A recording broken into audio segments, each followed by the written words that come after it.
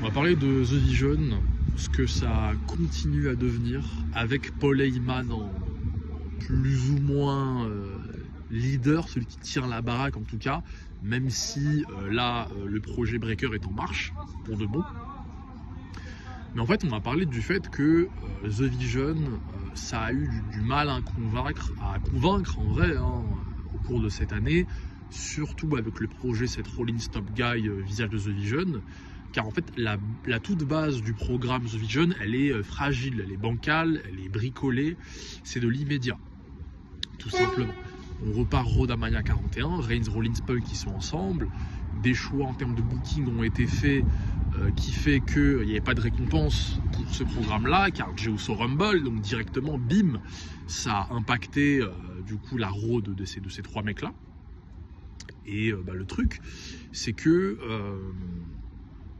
pour créer de l'attente, de la hype, pour vendre tout simplement, ils ont décidé de mettre du coup Paul Heyman comme enjeu. Mais du coup, Paul Heyman a une influence, une position qui a été trop en fait déterminante dans la naissance de The Vision pour que Rollins puisse réussir à convaincre en étant le visage de The Vision.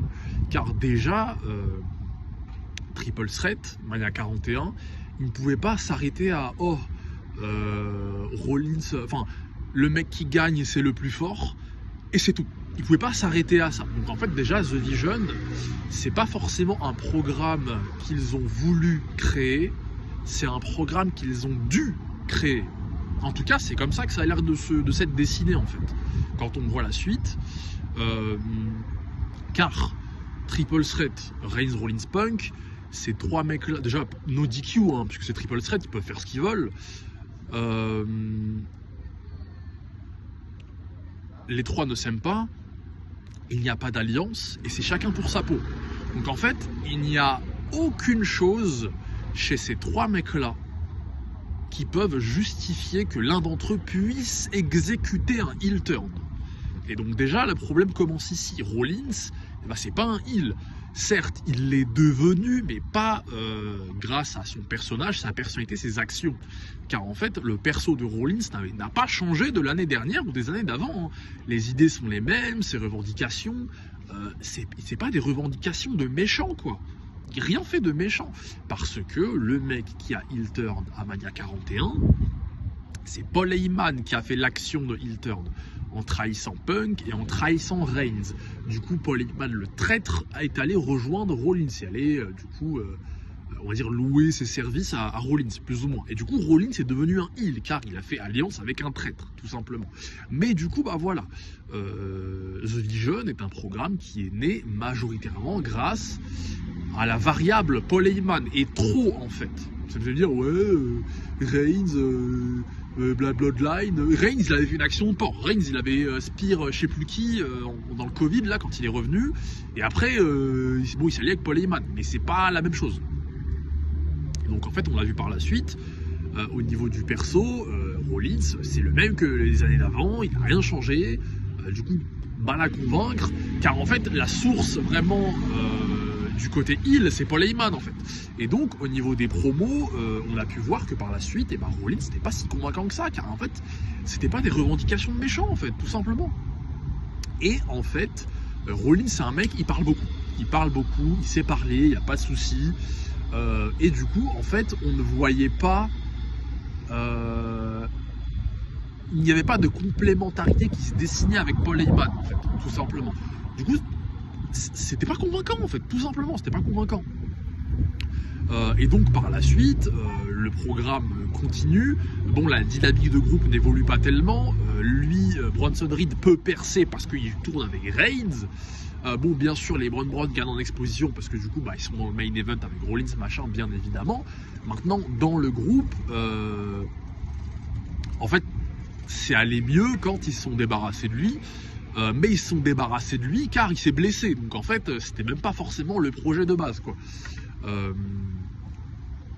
Mais par exemple, vous arrivez à Crown Jewel, et Crown Jewel, du coup, les bookers, machin, décident de mettre officiellement sur la table l'idée que Rollins est un deuxième. Bon, bien sûr, ça, Quand vous y connaissez un petit peu, quand vous maîtrisez le sujet, vous l'avez vu depuis longtemps.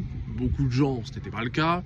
Mais du coup, ils l'ont mis sur la table officiellement que Rollins est un deuxième et qu'il n'a jamais réussi à devenir un premier. C'était le projet de l'année, Rollins qui réussit à devenir un premier. Et du coup, Paul Heyman lui dit bon, mon gars, t'as jamais réussi à devenir un premier. C'est le moment. Si tu n'y arrives pas, ciao. Tout simplement. Et en fait, le truc, c'est que Paul Heyman, moi, l'impression que j'ai, c'est que Paul Heyman dans le groupe, il a une importance, en fait, il a une image trop forte. J'ai l'impression qu'il lead un peu trop.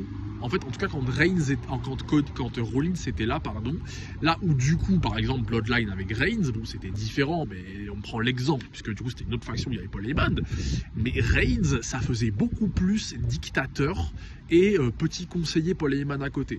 Là où Paul Heyman, en fait, on donnait l'impression qu'il avait quand même aussi beaucoup les rênes avec The Vision. Mais du coup, c'est une des conséquences de la naissance du programme et de comment il est né, en fait. Immédiat, bricolage, il faut faire, car on ne peut pas laisser les trois mecs, Reigns, Punk, Rollins, juste il y a un mec qui gagne, c'est le plus fort et c'est tout, on ne peut pas s'arrêter là. C'est pour ça qu'il y a du bricolage, c'est de l'immédiat, c'est du précipité, quoi. Et donc, c'est aussi pour ça que du coup Paul Heyman a eu un rôle très très très important, et on le voit aujourd'hui encore, car c'est lui la source en fait, Paul Heyman, et un peu trop, c'est trop la source en fait, Paul Heyman. Et c'est pour ça que Rollins a eu du mal à convaincre. Par la suite, il y a aussi des promos qui ne mentent pas, hein. Quand Rollins arrive, alors que c'est un champion du monde, heel, boss de faction, qui vient demander du respect à Cody, c'est éliminatoire dans ta capacité à le convaincre. Et le truc, c'est que c'est un mec, Rollins c'est trop corporate aussi, c'est un mec, normalement, si t'espères convaincre les gens dans le fait de vraiment vouloir t'asseoir à la table des numéro 1, t'acceptes pas de faire des promos de victimes, en fait. C'est aussi simple que ça. Je vous ai déjà donné l'exemple il n'y a pas longtemps. Punk champion du monde, Cody il arrive dans le ring, il dit ouais c'est mon équipe pour les Wargames. Punk il arrive, il dit non mais mon gars ici c'est mon show, ta bouche, c'est moi le boss, on n'est pas SmackDown. Bim, numéro 1 top guy convaincre, c'est ça. Donc bon, alors que Punk babyface et Rollins c'est heel, putain, non mais c'est n'importe quoi, hein, c'est n'importe quoi. Et aujourd'hui, Paul Heyman, en fait le truc c'est qu'on a l'impression que The Vision, ça marche quand même, quoi. Même quand Rollins n'est pas là. Car de base, Paul Heyman a un rôle qui est trop important, en fait, qui fait que le programme continue à survivre. Et en plus, il y avait la variable des Braun des petits. Et là, du coup, il y a le projet Braun Breaker qui a l'air pour l'instant convaincant. Il a fait sa promo, il fait ses promos tout seul.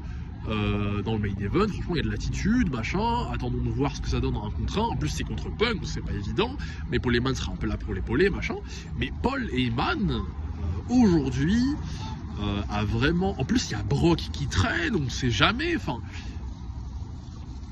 en fait, globalement, The Vision,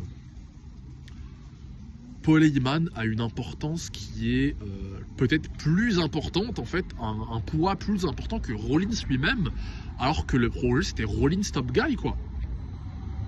Tout simplement. Et donc c'était peut-être une des raisons pour lesquelles, tout au long de The Vision, en tout cas avec Rollins qui était présent, c'est peut-être aussi pour ça que ça a eu du mal à convaincre, quoi. Car la base, l'origine, la source en fait de la naissance de ce programme-là était quelque chose de pas solide, de pas naturel. Car quand on voit le perso de Rollins, comme je vous l'ai dit, les promos, c'était pas ça du tout pour un top guy heel, boss de faction, c'était pas convaincant, et en fait même les idées revendiquées n'avaient rien vraiment de heel, et surtout n'avaient rien de différent des mois précédents et des années d'avant de Seth Rollins, en fait. Donc c'est le travail au niveau du perso qui a grave du coup peiné pour Rollins, qui a fait qu'il a eu du mal à convaincre, mais de toute manière la source du programme c'est l'enjeu Paul Heyman, et la variable Paul Heyman a une importance qui fait que aujourd'hui, même sans Rollins, ça a l'air de rouler, quoi. Donc voilà.